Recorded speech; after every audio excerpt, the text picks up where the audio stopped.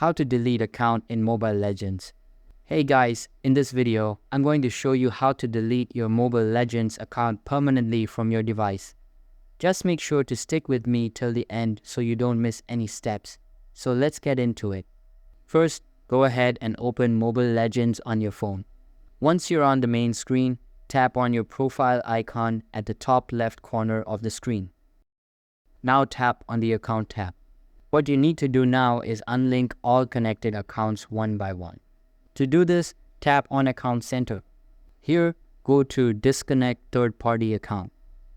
Here, you'll see all the accounts you've linked like Facebook, Google, Mountain, and others. Select each linked account and choose the option to disconnect or unlink.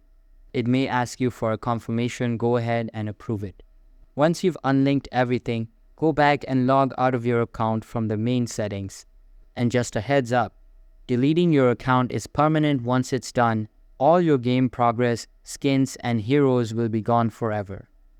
That's it. If this video helped you, give it a thumbs up and don't forget to subscribe for more tips and tutorials.